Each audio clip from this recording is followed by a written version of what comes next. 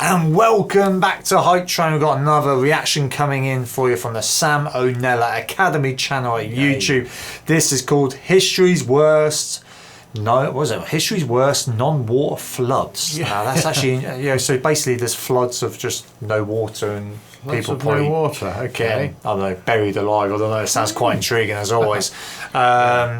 By all means, check out the Sam NELLA Academy channel. Help support them because there's a lot of history videos there, and they're quite intriguing. They're quite in depth. A lot of good stuff going in there. You can learn quite a lot from them. But in the meantime, we need to take a look. So yeah, should we just go for it? Let's take a look. This episode of Sam NELLA Academy is brought to you by Skillshare.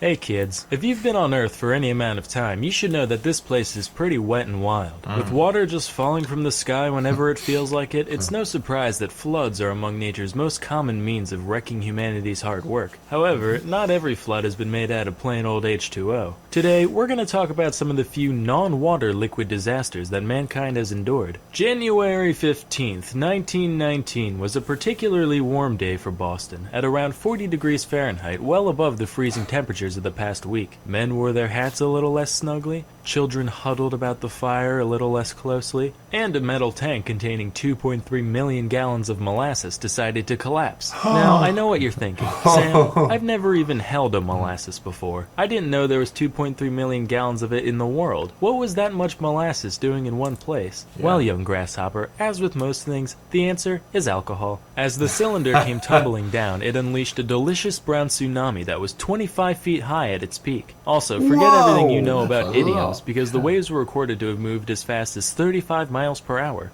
That means you're slower than molasses, nerd. Add that to the fact that molasses is way more dense than water, and you've got a recipe for some major destruction. Eyewitness accounts of the event describe houses being swept off their foundation and subsequently demolished. The level of damage was comparable to a tornado sweeping through, its path of devastation stretching a half-mile long. Here's a picture of, something.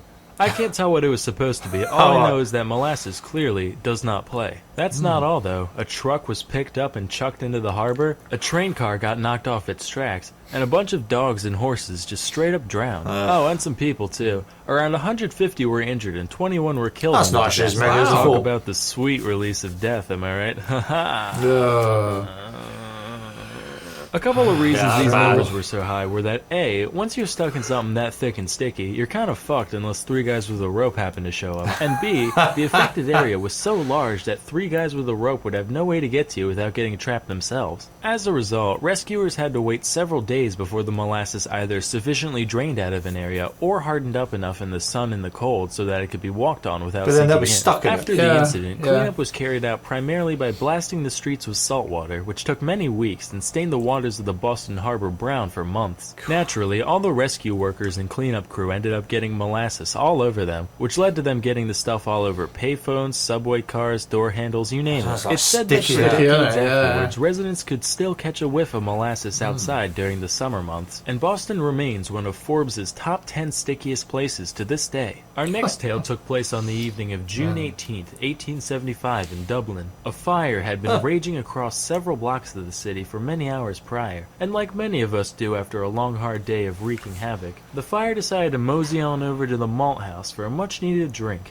Around 5,000 barrels of whiskey and other social lubricants subsequently burst from the heat, sending a cascade of what is essentially liquid fuel careening out into the street, carrying the inferno on its back wherever it went. Now normally you think people would just run away from the impending danger, but being that this is Ireland, the crowds of people had a better idea. They said, hey fellow upstanding citizens, why don't we band together and help with the cleanup efforts? So they decided to dispose of the river of beverage running through their neighborhood by hiding it safely away in their stomachs. Some people drank directly from the street, while the classier among them were seen taking off their nasty sweat-filled boots, filling them up and just gulping away. Keep in mind, while today's version is flavored primarily with cinnamon, this Fireball whiskey contained a special blend of spices including ash, street filth, tiny shards of glass and wood, and whatever else you could imagine. But hey, free drinks are free drinks. In the end, 13 people perished as a result of this incident. Was it from the fire? Nope. Smoke inhalation? Mm-mm. Drowning? Still no. Unfortunately, Drinking though it. they did boot and they did rally, they forgot to do both at once. As a result, all 13 deaths were actually from alcohol poisoning caused by chugging too much runaway liquor. So let this be a lesson, kids. Don't drink street booze. You have no idea where it's from. Just go to a dispensary instead. Moving along, here's another potation inundation, this time on the other aisle. 1814 London closer was to a home now, rapidly Kev. growing metropolis, and like all Yes. metropolises, it had its fair share of densely populated slums, one of which was St. Giles Rookery. And what better place is there to Could be build a alcohol brewery again. than amongst the impoverished beer. and thirsty? Unfortunately, said brewery apparently got cocky and decided to skimp out on their iron rings that hold up the big beer things budget, leading to one of the vats completely collapsing and knocking over all the others with it. In total, around 323,000 imperial gallons, That's or a lot. 1.5 million liters of beer were unleashed that day. The flood of ale pushed over the wall of the brewery with the same ease that Jared Kushner pushes old ladies down escalators, gushing out into the streets and totally demolishing multiple homes situated nearby. Good morning, America. I'm reporter Pat Lauer. No relation, don't worry. We're here at the scene of the world's biggest party foul. Ma'am, how does this whole thing make you feel? Ha! Don't worry, this isn't the first time alcohol has torn my household apart. In all seriousness, my husband has struck me on multiple occasions. At least 8 people are known to have died as a result of the incident, either from drowning or from having their house dropped on them. In spite of this, nobody was held responsible for the disaster, with courts concluding that the collapse was an act of God. I wish people were that lenient with act of God clauses today, like, alright, here's your coffee, ma'am. Whoops. Jesus Christ, it burns! Yes. That was Jesus Christ who did that. You motherfucker, my legs are fusing together! Hey, God works in mysterious ways. Maybe you were supposed to be a mermaid, who knows? So, I hope the knowledge of these events will serve to empower you in your life going forward. If you find one of your friends trapped in molasses, now you'll say, don't worry, I'll save you. In a several couple days. Yeah. If your street is ever flooded with hard liquor, you'll say, oh boy, time to start chugging. In moderation, of course. But why stop there when you can learn a lifetime of practical wisdom with Skillshare.com? Skillshare is an Go online Bowen, learning go and check out community with over Skillshare 22,000 after classes clicking on in their channel. technology design. I think the big thing I'm taking from that is it's all alcohol based, so don't live near any brewery centres.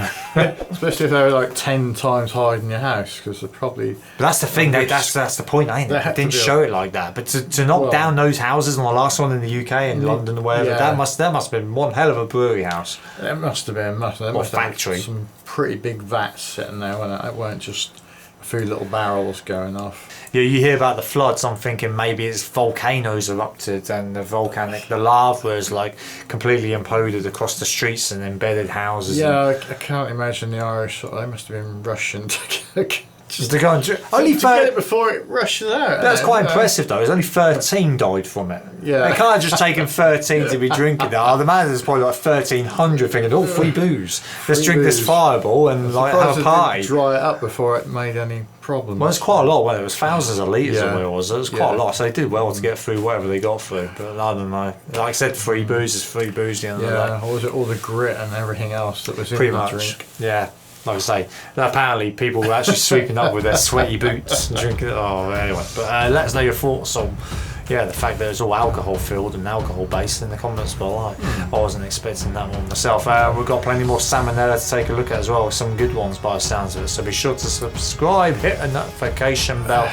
Other than that, thanks for joining us. See you real soon. Catch you on the flip side.